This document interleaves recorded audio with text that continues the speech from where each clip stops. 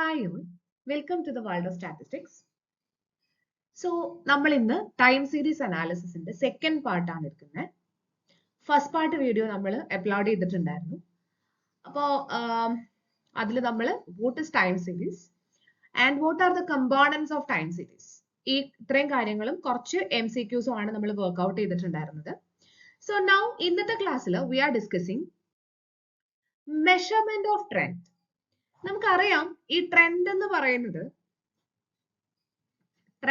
പറയുന്നത് അല്ലെങ്കിൽ secular trend എന്ന് പറയുന്നത് അല്ലെങ്കിൽ ലോങ് ടേം ഫ്ലക്ച്വേഷൻ എന്ന് പറയാൻ പറ്റില്ല.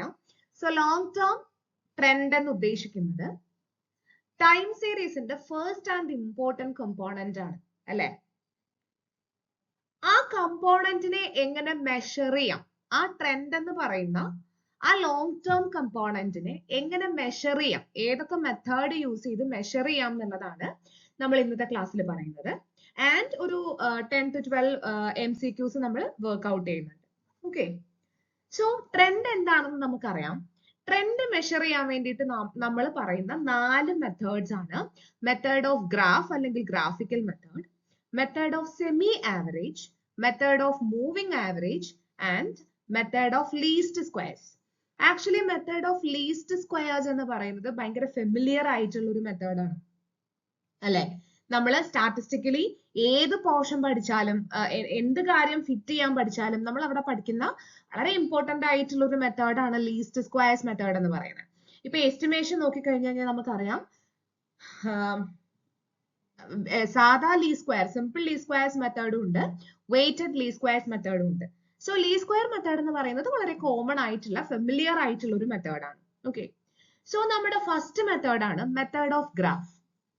മെത്തേഡ് ഓഫ് ഗ്രാഫ് അല്ലെങ്കിൽ ഗ്രാഫിക്കൽ മെത്തേഡ് എന്ന് പറയും. അപ്പോ ഈ മെത്തേഡുകൾ നമുക്കൊന്ന് നോക്കാം, എന്തൊക്കെയാണ് ഈ മെത്തേഡുകൾ എന്നുള്ളത് നമുക്കൊന്ന് നോക്കാം. ഫസ്റ്റ് മെത്തേഡ് ഗ്രാഫിക്കൽ മെത്തേഡ് അല്ലെങ്കിൽ മെത്തേഡ് ഓഫ് ഗ്രാഫ്.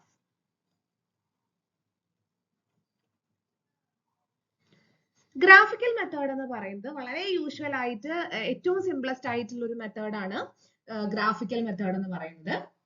അവിടെ എന്താ ചെയ്യുന്നതെന്ന് വെച്ച് കഴിഞ്ഞാൽ നമുക്കറിയാം ടൈം സീരീസ് എന്ന് പറയുന്നത് ടൈമിനനുസരിച്ച് അല്ലെ, ഒരു പോയിന്റ് ഓഫ് ടൈമിലോ അല്ലെങ്കിൽ ഒരു ഇന്റർവൽ ഓഫ് ടൈമിലോ ഒക്കെ ആയിട്ട് നമ്മൾ കളക്ട് ചെയ്ത് വെക്കുന്ന, അതായത് ബേസ്ഡ് ഓൺ ടൈം നമ്മൾ കളക്ട് ചെയ്ത് വെക്കുന്ന ഡേറ്റയാണ് ടൈം സീരീസ് ഡേറ്റ എന്ന് പറയുന്നത് ബേസിക്കലി അല്ലെ.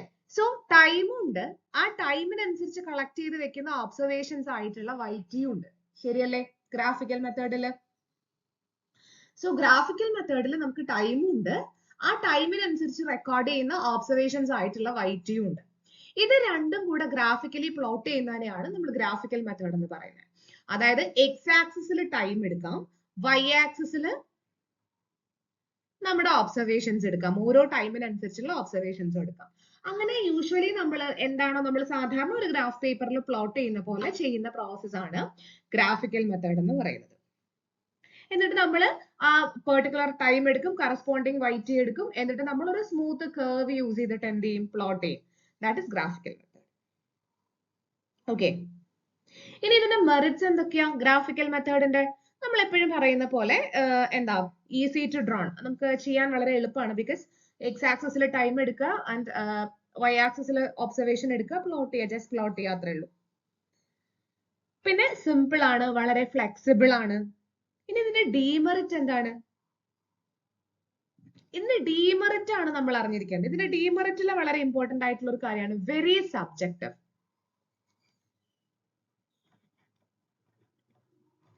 വെരി സബ്ജക്റ്റീവ്, അതായത് ഒരേ ഡേറ്റയ്ക്ക് തന്നെ ഡിഫറെന്റ് ട്രെൻഡ് കർവുകൾ കിട്ടും. ഒരേ ഡേറ്റയ്ക്ക് തന്നെ ഡിഫറെന്റ് ട്രെൻഡ് കർവുകൾ കിട്ടും. സോ അതുകൊണ്ട് ഇത് സബ്ജക്റ്റീവ് ആണെന്ന് നമുക്ക് പറയാം.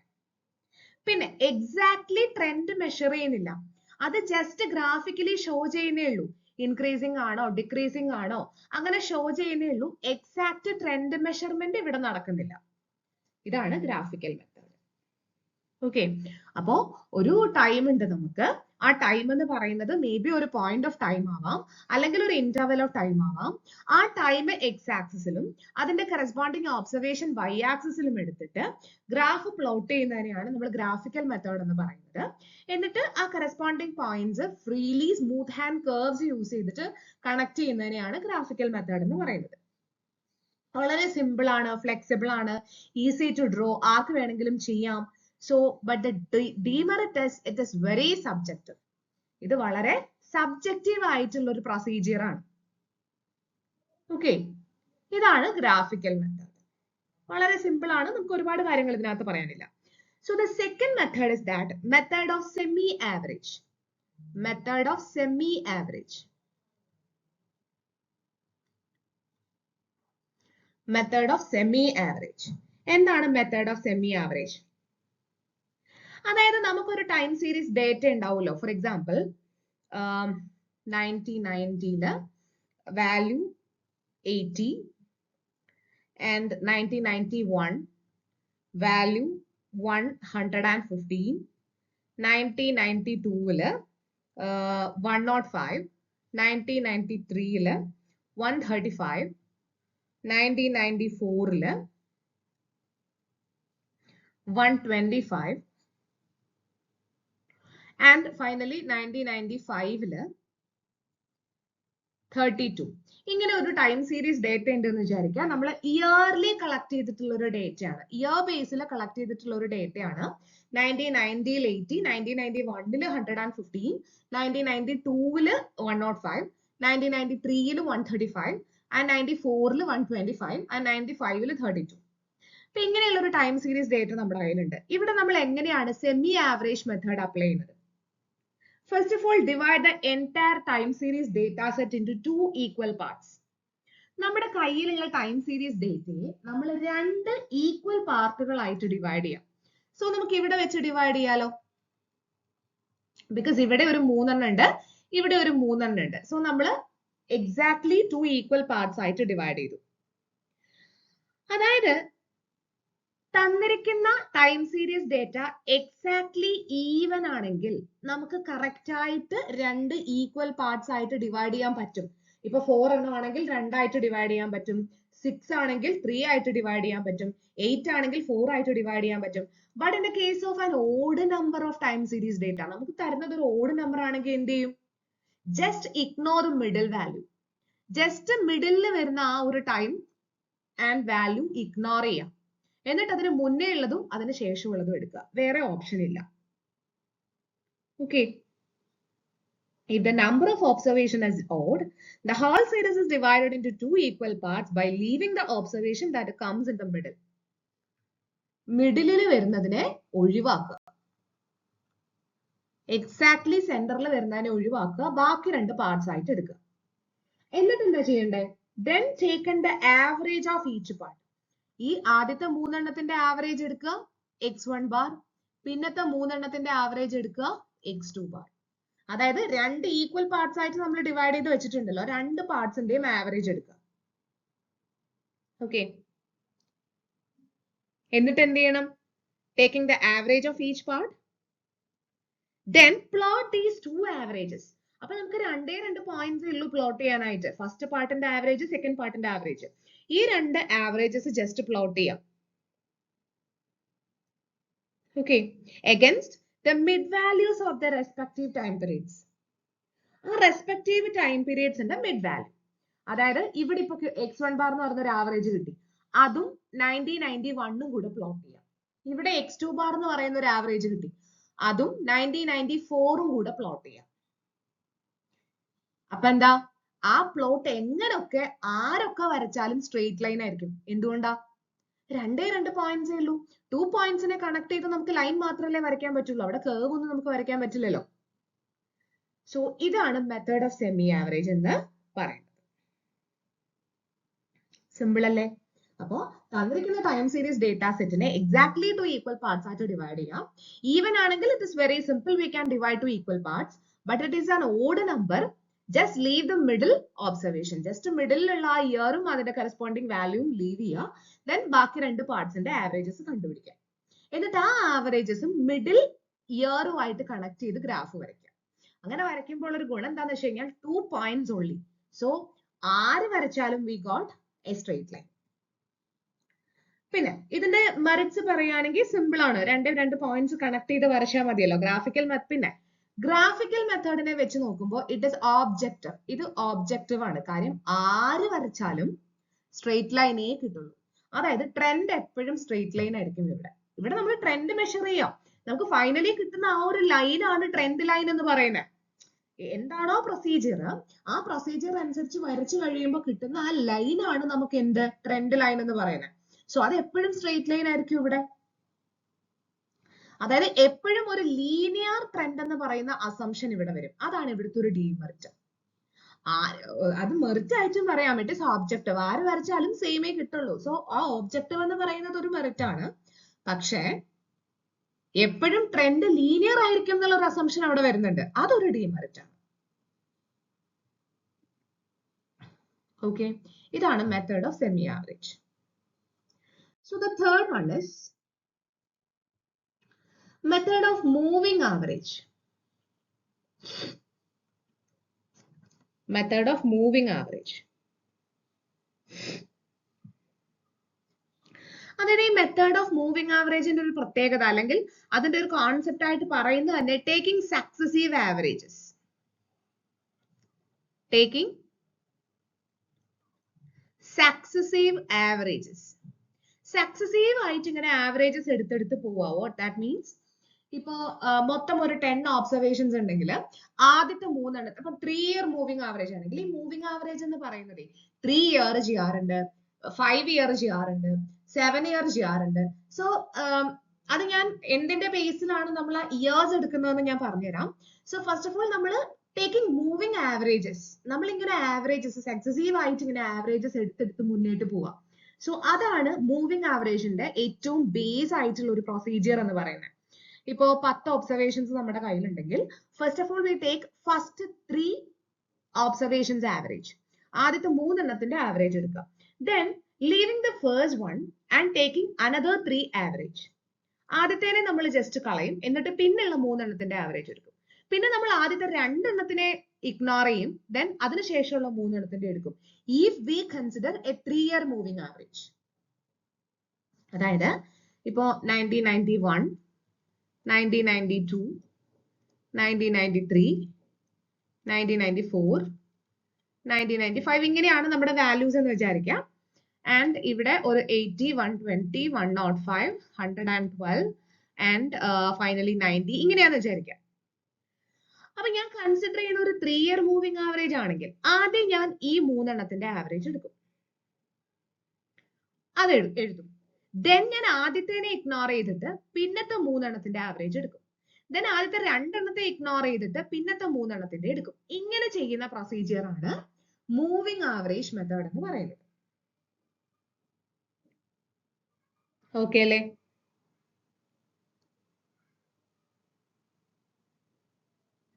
അപ്പോ ഇങ്ങനെ ആവറേജുകൾ കണ്ടുപിടിച്ചിട്ട് കറസ്പോണ്ടിങ് ടൈം ഒക്കെ എടുത്ത് പ്ലോട്ട് ചെയ്യുമ്പോൾ കിട്ടുന്ന ലൈനാണ് ട്രെൻഡ് ലൈൻ. അവിടെയാണ് നമ്മൾ ട്രെൻഡ് മെഷർ ചെയ്യുന്നത്.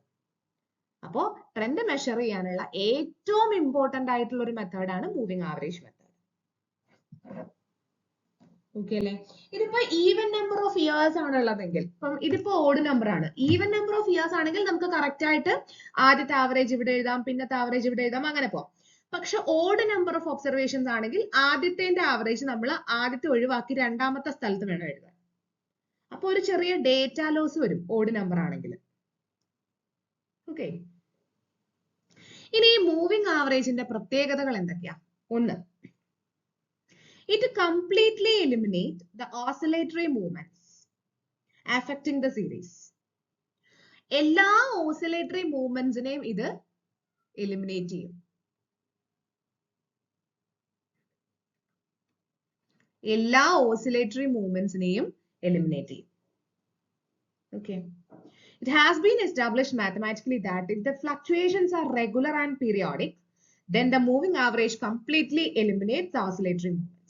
അതായത് നമ്മൾക്ക് തരുന്ന ഫോഴ്സസ്, അതായത് നമ്മുടെ ഡേറ്റയെ ഓൾട്ടർ ചെയ്തിരിക്കുന്ന ഫോഴ്സസ് റെഗുലർ ആൻഡ് പീരിയോഡിക് ആണെങ്കിൽ റെഗുലർ ആൻഡ് പീരിയോഡിക് ആണെങ്കിൽ അങ്ങനെയുള്ള എല്ലാ ഓസിലേറ്ററി മൂവ്മെന്റ്സിനെയും എന്ത് ചെയ്യും? ഇത് എലിമിനേറ്റ് ചെയ്യും.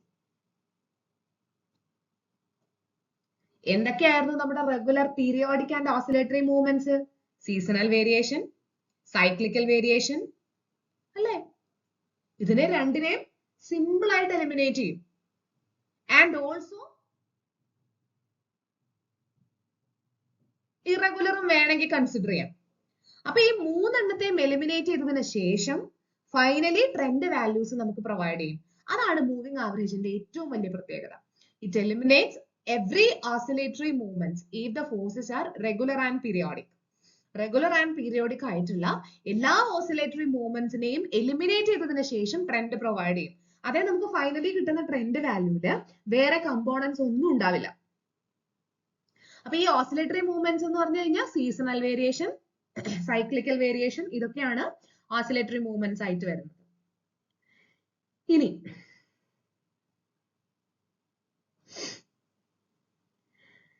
the extent of moving average is exactly equal to the period of oscillation.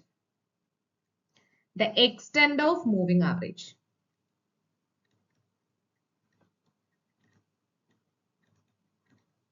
exactly equal to the period of oscillation.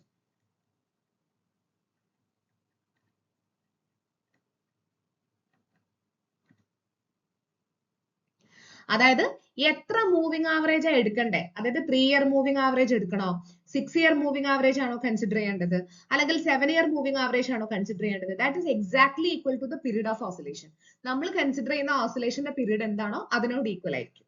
Mostly question പേപ്പേഴ്സിൽ പറയാറുണ്ട് എത്ര ഇയർ മൂവിംഗ് ആവറേജ് കൺസിഡർ ചെയ്യണം എന്നുള്ളത്. And also the trend is linear here. Trend linear ആയിരിക്കും. ഇത്രയും കാര്യങ്ങളാണ് ഇവിടെ ഒരു assumption ആയിട്ട് വരുന്നത്.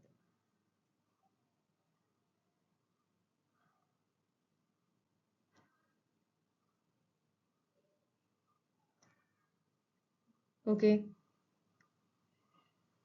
പിന്നെ ഇതിനൊരു ഡീമെറിറ്റ് ആയിട്ട് നമ്മൾ പറയുന്നത്, it cannot be used for forecasting or predicting future trend, which is the main objective of trend analysis. Actually trend എന്ന് പറയുന്നത് എന്താ? അടുത്ത ട്രെൻഡ് എന്തായിരിക്കും? അതായത് ഇപ്പൊ നമ്മളൊരു ബിസിനസ് ചെയ്യുമ്പോൾ നമ്മൾ ഒരു ബിസിനസ് ഒന്നും നോക്കാണ്ട് വെറുതെ ഇതുവരെ ചെയ്ത പോലെ ചെയ്തുകൊണ്ടിരിക്കുകയാണോ? അല്ല. നെക്സ്റ്റ് വരുന്ന ട്രെൻഡ് എന്താണെന്ന് നമുക്ക് മനസ്സിലാവണം. എന്നാലല്ലേ നമുക്ക്, അതായത് ഫ്യൂച്ചറിൽ ട്രെൻഡ് മനസ്സിലാക്കിയാലല്ലേ നമുക്ക് പിന്നീട്, അതായത് നാളെ എന്താണ് ട്രെൻഡ് വരിക അത് നോക്കി ചെയ്താലല്ലേ ബിസിനസ് നമുക്ക് ഇംപ്രൂവ് ആക്കി എടുക്കാൻ പറ്റുള്ളൂ. അങ്ങനത്തെ ഒരു ഫോർകാസ്റ്റിംഗ് അല്ലെങ്കിൽ prediction moving average method provide ചെയ്യുന്നില്ല. ഫോർകാസ്റ്റിംഗും പ്രഡിക്ഷനും ഒന്നും പ്രൊവൈഡ് ചെയ്യുന്നില്ല. ഇതാണ് മൂവിംഗ് ആവറേജിന്റെ ഡീമെറിറ്റ് ആയിട്ട് പറയുന്നത്. ഇത്രയും കാര്യങ്ങൾ മൂവിംഗ് ആവറേജിന് ഓർത്തു വയ്ക്കാം. Okay. And the last one is method of least squares.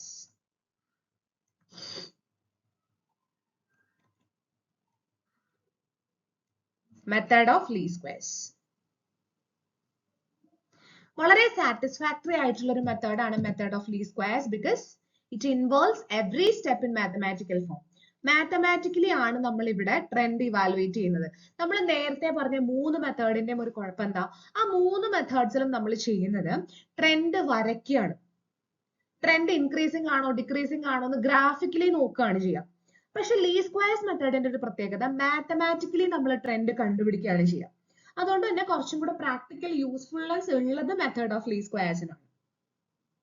ഇവിടെ നമ്മൾ ട്രെൻഡ് പ്ലോട്ട് ചെയ്യുന്നുണ്ട്, പക്ഷെ അതേപോലെ ഇവാലുവേറ്റ് ചെയ്യുകയും ചെയ്യുന്നുണ്ട്, ട്രെൻഡ് മെഷർ ചെയ്യുകയും ചെയ്യുന്നുണ്ട്. അപ്പൊ ട്രെൻഡ് മെഷർ ചെയ്യുന്ന ഒരു എക്സാക്ട് മെത്തേഡാണ് മെത്തേഡ് ഓഫ് ലീസ്റ്റ് സ്ക്വയർസ് എന്ന് പറയുന്നത്. പിന്നെ മെത്തേഡ് ഓഫ് ലീസ്റ്റ് സ്ക്വയർസ് ഇപ്പൊ നമ്മൾ പറയേണ്ട ആവശ്യമില്ലല്ലോ.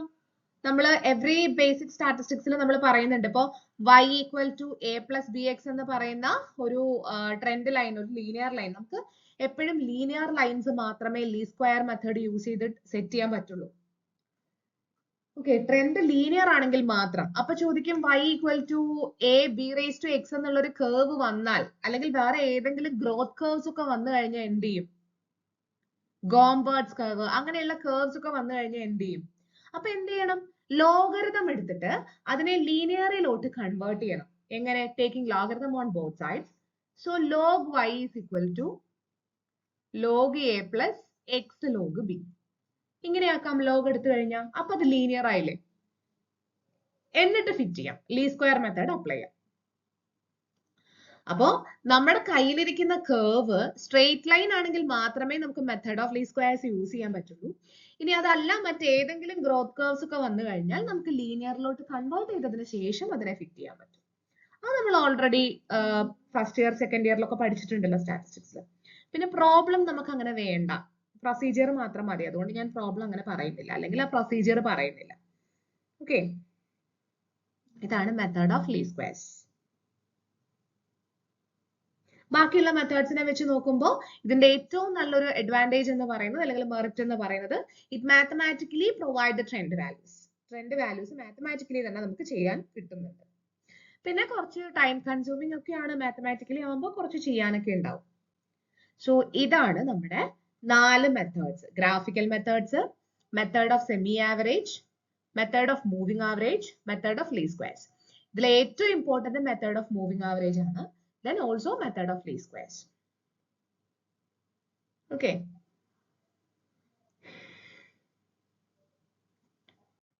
ഇനി നമുക്ക് കുറച്ച് ക്വസ്റ്റ്യൻസ് വർക്ക്ഔട്ട് ചെയ്യാം. ക്വസ്റ്റ്യൻസ് ചെയ്ത് പഠിക്കുന്നതാണ് ഈ മെഷർമെന്റ് ഓഫ് ട്രെൻഡിനൊക്കെ നല്ലത്. കാര്യം അല്ലാതെ ഇപ്പൊ മെഷർ ചെയ്യാനായിട്ട് ഒരിക്കലും ഒരു PSC എക്സാമിന് ചോദിക്കില്ല. അപ്പൊ അതിന്റെ റിലേറ്റഡ് തിങ്സ് ആണ് ചോദിക്കുക. അത് ക്വസ്റ്റ്യൻ വർക്ക്ഔട്ടിലൂടെ നമുക്ക് കിട്ടുള്ളൂ. So first question: A lockout in A factory for a month is associated with the component of time series. Which component of time series?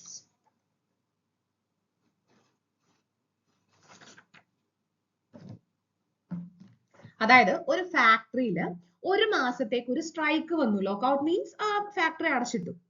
Associate അത് ഏത് കമ്പോണന്റ് ഓഫ് ടൈം സീരീസിലാണ് വരാം? Simple അല്ലേ? ഈ ഒരു ഫാക്ടറിയിൽ ലോക്കൌട്ട് ഉണ്ടാവുന്നത്, അല്ലെങ്കിൽ ഒരു സ്ട്രൈക്ക് ഉണ്ടാവുന്നത് വളരെ അൺഎക്സ്പെക്ടഡ് ആയിട്ട് സഡൻ ആയിട്ട് സംഭവിക്കുന്ന ഒരു കാര്യമാണ്. ഒരാൾ ഫാക്ടറി ഓപ്പൺ ചെയ്യുന്നത് ലോക്കൌട്ട് ഉണ്ടാവാൻ വേണ്ടിയിട്ടല്ലല്ലോ. സോ അത് വളരെ സഡൻ ആയിട്ട് അൺപ്രഡിക്റ്റബിൾ ആയിട്ട് സംഭവിക്കുന്ന ഒരു കാര്യമാണ്. So it is an irregular movement. Irregular movement simple അല്ലേ? നമ്മൾ ഓൾറെഡി പറഞ്ഞിട്ടുള്ളതാണ്. Okay,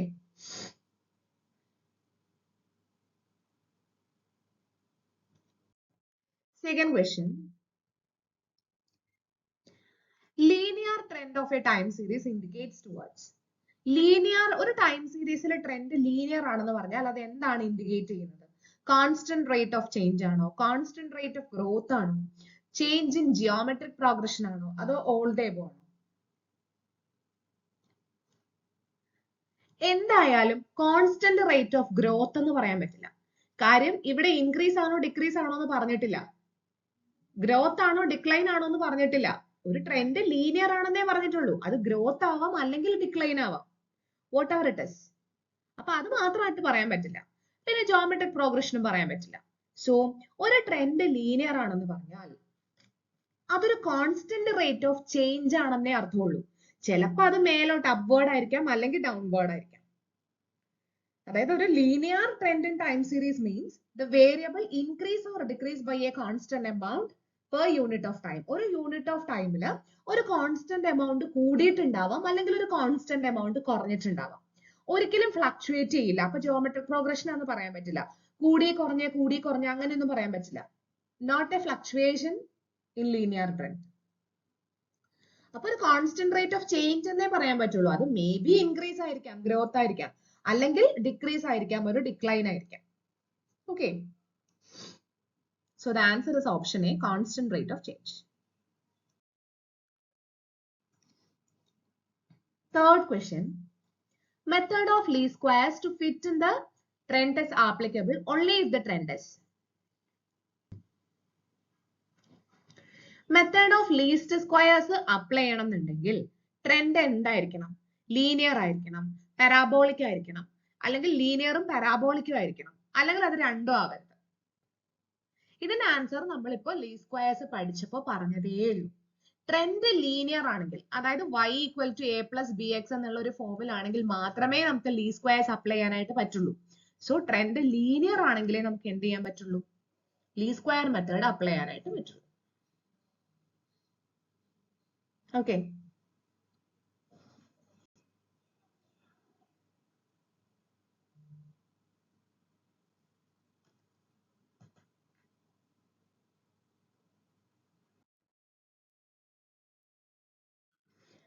Fourth question, seasonal variation means the variations occurring within.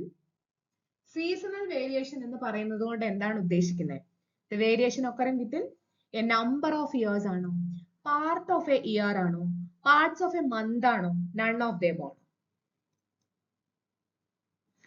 ഇതും നമ്മൾ ഓൾറെഡി കഴിഞ്ഞ വീഡിയോയിൽ എടുത്തു പറഞ്ഞിട്ടുള്ള ഒരു കാര്യമാണ്. സീസണൽ വേരിയേഷൻ എന്ന് പറയുന്നത് ഒരു ഇയർ എടുത്താൽ ആ ഓരോ ഇയറിലും ഒരു പെർട്ടിക്കുലർ പീരീഡിൽ റിപ്പീറ്റ് ചെയ്ത് വരുന്ന കൈൻഡ് ഓഫ് ഫോഴ്സസ് ആണ് സീസണൽ ഫ്ലക്ച്വേഷൻസ് എന്ന് പറയുന്നത്. So part of A year, ഒരു ഇയറിന്റെ പാർട്ട്. ഒരു സീസണൽ വേരിയേഷൻ ആണ് ഫെസ്റ്റിവൽസ്, അതൊരു ഇയറിന്റെ പാർട്ടിൽ ഒരു 2-3 മന്ത് ഒക്കെ ഉണ്ടാവും അല്ലെ. വീണ്ടും അതൊരു പീരീഡ്, ഒരു റെഗുലർ പീരീഡ് കഴിയുമ്പോൾ റിപ്പീറ്റ് ചെയ്ത് വരും. അതേപോലെ ക്ലൈമാറ്റിക് ചേഞ്ചസ്, അതെല്ലാം പാർട്ട് ഓഫ് എ ഇയർ എടുത്തിട്ടാണ് ചെയ്യുന്നത്. ഓക്കെ. അപ്പൊ വിത്തിൻ 1 ഇയർ ആണ് വരിക. അങ്ങനെയാണെന്നുണ്ടെങ്കിൽ വിത്തിൻ 1 ഇയർ മാർക്ക് ചെയ്യുക. ഇതിപ്പോ പാർട്ട് ഓഫ് എ ഇയർ, അതായത് ഒരു വർഷത്തിനകത്തുള്ള ഏതെങ്കിലും മാസങ്ങളിൽ. Okay. So the answer is option B, parts of A year.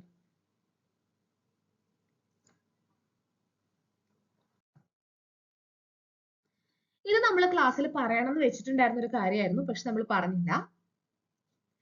An additive model of time series with the components TSCI. അതായത് ടൈം സീരീസിന് 2 മോഡലുകളാണുള്ളത്. ടൈം സീരീസ് നമ്മുടെ observations കിട്ടിക്കഴിഞ്ഞാൽ, YT കിട്ടിക്കഴിഞ്ഞു കഴിഞ്ഞാൽ 2 മോഡൽസുകളാണ് ടൈം സീരീസിൽ ഉള്ളത്. ഒന്ന് എഡിറ്റീവ് മോഡൽ, 2 മൾട്ടിപ്ലിക്കേറ്റീവ് മോഡൽ. നമുക്കറിയാം ട്രെൻഡിനെ നമുക്ക് ക്യാപിറ്റൽ ടി എന്ന് ഡിനോട്ട് ചെയ്യാം, സീസണൽ ഫ്ലക്ച്വേഷൻസിനെ ക്യാപിറ്റൽ എസ് എന്ന് ഡിനോട്ട് ചെയ്യാം, സൈക്ലിക് വേരിയേഷൻസിനെ ക്യാപിറ്റൽ സി എന്ന് ഡിനോട്ട് ചെയ്യാം, ആൻഡ് ഫൈനലി ഇറഗുലർ വേരിയേഷനെ ക്യാപിറ്റൽ ഐ എന്ന് ഡിനോട്ട് ചെയ്യാം. Okay. TSCI, trend, seasonal variation, cyclical variation, irregular components. അപ്പൊ ആ ഒബ്സർവേഷനെ നമുക്ക് എങ്ങനെ എഴുതാം? അഡിറ്റീവ് മോഡൽ ആണെങ്കിൽ T plus S plus C plus I. Multiplicative model ആണെങ്കിൽ YT is equal to T into S into C into I. ഈ 2 മോഡലുകളാണ് നമുക്ക് മോസ്റ്റ്ലി ഒരു ടൈം സീരീസ് അനാലിസിസിൽ ഉള്ളത്, multiplicative model and additive model. ഇനി നമ്മുടെ ക്വസ്റ്റ്യൻ എന്താ? An additive model of time series with the components എങ്ങനെയാണ്? Additive model എങ്ങനെയാണ് ഇരിക്കുക? സിമ്പിൾ അല്ലേ? ഇപ്പൊ ഓക്കെ ആയില്ലേ? എന്താ additive model? Option C, T plus S plus C plus I add ചെയ്തുകൊണ്ടിരിക്കുക, അത്രേ ഉള്ളൂ.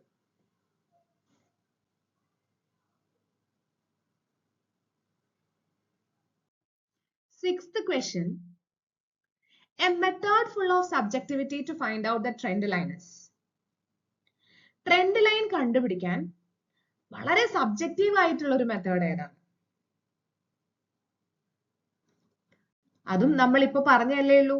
ഏറ്റവും സബ്ജക്റ്റീവ് ആയിട്ടുള്ള ഒരു മെത്തേഡ് എന്ന് പറയുന്ന ഗ്രാഫിക്കൽ മെത്തേഡ് ആണ്.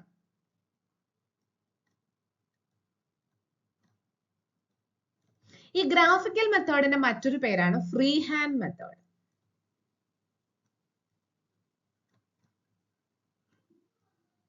ഓക്കെ. അപ്പോ ഒരു ട്രെൻഡ് ലൈൻ കണ്ടുപിടിക്കാൻ നമുക്ക് 4 മെത്തേഡ്സ് ആണുള്ളത്. Semi average, moving average, graphical method and least squares method. അതിൽ ഏറ്റവും സബ്ജക്റ്റീവ് ആയിട്ടുള്ള ഒരു മെത്തേഡ് എന്ന് പറയുന്നത് ഗ്രാഫിക്കൽ മെത്തേഡ് ആണ്. അത് ഓൾറെഡി നമ്മൾ ഇപ്പൊ പറഞ്ഞതാണ്. അതിന്റെ മറ്റൊരു പേരാണ് ഫ്രീ ഹാൻഡ് മെത്തേഡ്. ഈ 2 എണ്ണത്തിൽ ഏതെങ്കിലും ഉണ്ടോ നോക്കിയേ. So option C, free hand method.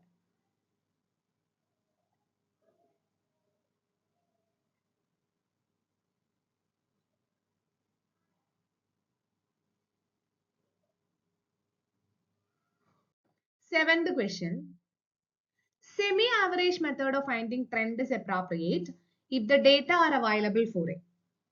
Semi-average method appropriate ആവുന്നത് ഡേറ്റ എങ്ങനെയാവുമ്പോഴാണ്? ഒരു ലോങ് പീരീഡിലുള്ള ഡേറ്റ ആവുമ്പോഴാണോ, അതോ വളരെ ഷോർട്ട് പീരീഡിലുള്ള ഡേറ്റ ആവുമ്പോഴാണോ, അതോ long and short period both രണ്ട് വന്നാലും കുഴപ്പമില്ലേ, അതോ രണ്ടും അല്ലേ? എന്താണ് ആൻസർ വരിക?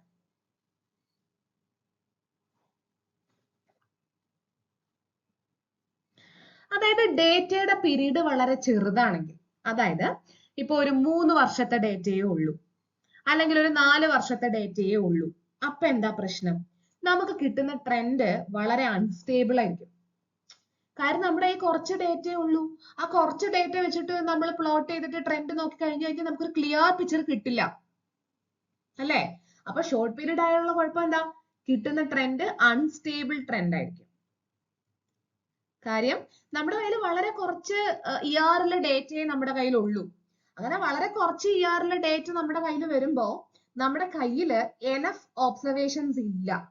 അങ്ങനെ വരുന്ന സിറ്റുവേഷൻസിൽ ട്രെൻഡ് വളരെ റഫ് ആയിരിക്കും, അൺസ്റ്റേബിൾ ആയിരിക്കും. അപ്പൊ ഒരു ഷോർട്ട് പീരീഡിലാണ് തരുന്നതെങ്കിൽ അൺസ്റ്റേബിൾ ആയിട്ടുള്ള ഒരു ട്രെൻഡ് ആയിരിക്കും. പക്ഷെ പീരീഡ് ലോങ് ആണെങ്കിലോ trend line is more meaningful. ശരിക്കും അത് ഞാൻ പറയാതെ തന്നെ ഇത് ക്വസ്റ്റ്യൻ വായിക്കുന്ന ഒരാൾക്ക് സിമ്പിൾ ആയിട്ട് ചെയ്യാൻ പറ്റും. നമുക്ക് എപ്പോഴും നമ്മുടെ കയ്യിലുള്ള എവിഡൻസുകൾ കൂടുമ്പോഴാണ് നമുക്ക് എപ്പോഴും അത് ആക്യുറേറ്റ് ആയിട്ട് പ്രഡിക്റ്റ് ചെയ്യാൻ പറ്റുന്നത്. അപ്പൊ എപ്പോഴും ലോങ് പീരീഡ് വരുന്നതാണ് നല്ലത്. ട്രെൻഡ് ലോങ് പീരീഡ് വരുന്നതാണ് നല്ലത്.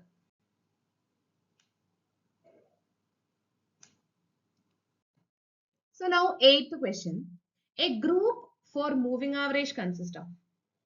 മൂവിംഗ് ആവറേജിന്റെ ഗ്രൂപ്പ് 5 ഇയർ പീരീഡ് ആണോ എടുക്കുക, 3 ഇയർ പീരീഡ് ആണോ എടുക്കുക, a period which forms a cycle ആണോ, അതോ നൺ ഓഫ് ദെം ആണോ? ഇതിന്റെ ആൻസറും നമ്മൾ മൂവിംഗ് ആവറേജ് പറഞ്ഞപ്പോൾ ഓൾറെഡി ഡിസ്കസ് ചെയ്ത കാര്യമാണ്. A period which forms a cycle. ഒരിക്കലും 5 ഇയർ എടുക്കാൻ പാടുള്ളൂ, 3 ഇയർ എടുക്കാൻ പാടുള്ളൂ, അങ്ങനത്തെ യാതൊരു കണ്ടീഷൻസും ഇല്ല. നമ്മൾ ഓൾറെഡി പറഞ്ഞു നമ്മുടെ സൈക്കിൾ, ആ ഓസിലേറ്ററി ആയിട്ടുള്ള സൈക്കിളിന്റെ പീരീഡ് ആണ് നമ്മൾ മൂവിംഗ് ആവറേജിന്റെ ഇയർ ആയിട്ട് എടുക്കുന്നത്. അത് നമ്മൾ തിയറി പറഞ്ഞപ്പോൾ ഈ വീഡിയോയിൽ തന്നെ ഫസ്റ്റ് നമ്മൾ പറഞ്ഞിട്ടുണ്ട്. Okay, so the answer is option C, A period which forms a cycle.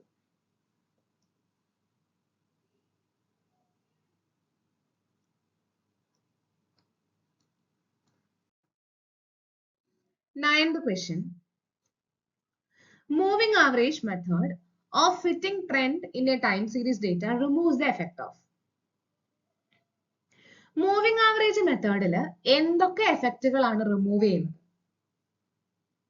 അത് നമ്മൾ ഓൾറെഡി പറഞ്ഞു, ഇന്നത്തെ വീഡിയോയിൽ തന്നെ പറഞ്ഞു. അതാണ് ഞാൻ പറഞ്ഞത്, ഈ മെത്തേഡ് എക്സാക്ട്ലി എന്താണെന്ന് എഴുതാൻ ചോദിക്കില്ല, because it is not a descriptive exam. അല്ലെങ്കിൽ ഒരു ക്വസ്റ്റ്യൻ തന്നിട്ട് ട്രെൻഡ് കണ്ടുപിടിക്കാൻ ചോദിക്കില്ല, because it is time consuming. ഇതൊരു കോമ്പറ്റേറ്റീവ് എക്സാം ആണ്, ഒരു PSC എക്സാം ആണ്. ഇങ്ങനെയുള്ള ക്വസ്റ്റ്യൻസ് ആണ് ചോദിക്കുക. Moving average method wipe out ചെയ്യുന്നത് ഏതൊക്കെ എഫക്റ്റുകളാണ്? അത് നമ്മൾ പറഞ്ഞു, ഷോർട്ട് ടേം ഫ്ലക്ച്വേഷൻസ് ആണ്. അതായത് റെഗുലർ ആയിട്ട് പീരിയോഡിക് ആയിട്ട് നടക്കുന്ന ഓസിലേറ്ററി ഫ്ലക്ച്വേഷൻസ് ആണ് റിമൂവ് ചെയ്യുന്നത്. ആ ഓസിലേറ്ററി ഫ്ലക്ച്വേഷൻസ് എന്ന് പറയുന്നത് ഏതൊക്കെയാ? Seasonal variation, cyclic variation, irregular components. ഇതൊക്കെ ഷോർട്ട് ടേം മൂവ്മെന്റ്സ് ആണ്. സോ ഷോർട്ട് ടേം മൂവ്മെന്റ്സ് ആണ് മൂവിംഗ് ആവറേജിൽ നിന്ന് നമ്മൾ എലിമിനേറ്റ് ചെയ്യുന്നത്. ആൻഡ് ഫൈനലി നമ്മൾ ട്രെൻഡ് മെഷർ ചെയ്യും. അപ്പൊ അത് ഓർത്ത് വെച്ചോണം. മെത്തേഡ് ഓഫ് മൂവിംഗ് ആവറേജിൽ നമ്മൾ വൈപ്പ് ഔട്ട് ചെയ്യുന്നത് ഷോർട്ട് ടേം ഫ്ലക്ച്വേഷൻസ് ആണ്.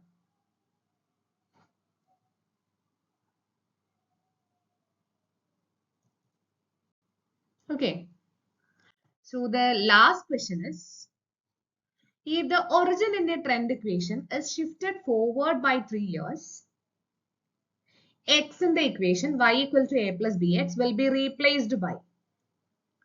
അതായത് origin in A trend equation, ഒരു ട്രെൻഡ് ഇക്വേഷന്റെ ഒറിജിൻ ഒരു 3 വർഷം ഫോർവേഡ് ആയിട്ട് ഷിഫ്റ്റ് ചെയ്തു. ഒറിജിനിൽ നിന്ന് ഒരു 3 ഇയേഴ്സ് മുന്നോട്ട് ഷിഫ്റ്റ് ചെയ്തു. അങ്ങനെയാണെങ്കിൽ ഈ y equal to a plus b x എന്ന് പറയുന്ന എക്സിന് എന്ത് ചേഞ്ച് ആണ് ഉണ്ടാവുക? അല്ലെങ്കിൽ എക്സ് എങ്ങനെയാണ് നമ്മൾ റീപ്ലേസ് ചെയ്യുക?